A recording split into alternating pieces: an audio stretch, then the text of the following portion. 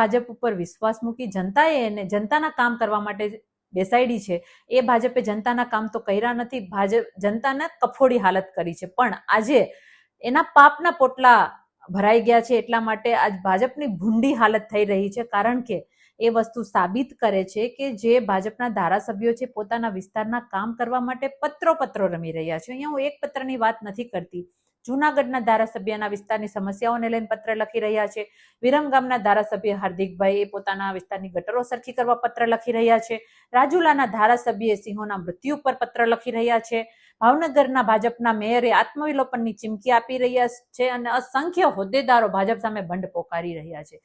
આ એટલા માટે કે ભાજપે જનતાના કામ કરવાને બદલે પોતાના પક્ષને કોંગ્રેસ યુક્ત કરી દીધી છે અને કાર્યકર્તાઓની પણ કફોડી હાલત કરી દીધી છે, જનતાની પણ કફોડી હાલત કરી દીધી છે।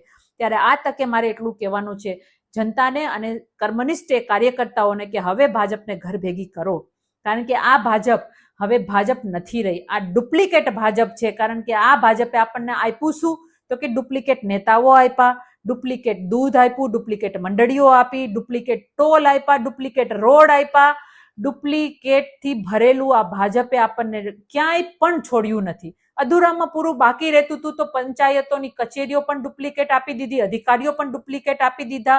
એટલે આ ડુપ્લિકેટ નેતાઓની જે ભાજપ છે એને ઘર ભેગી કરવાનો સમય આવી ગયો છે। જનતાને મારે ખાસ કહેવું છે કે આવનારી સ્થાનિક સ્વરાજની જે ચૂંટણીઓ આવશે એમાં આ ભાજપને ઘર ભેગી કરી તમારો મતાધિકાર છે એની શક્તિ બતાવી અને આ ડુપ્લિકેટ ભાજપને ઘર ભેગી કરો। કારણ કે હવે આ કેશુબાપા પટેલની ભાજપ નથી, હવે આ અટલ બિહારી વાજપેયીની ભાજપ નથી, આ કોંગ્રેસ યુક્ત ડુપ્લિકેટ નેતાઓની જે ભાજપ છે ને એને ઘર ભેગી કરો અને જનતા માટે આમ આદમી પાર્ટીને વિજય બનાવો।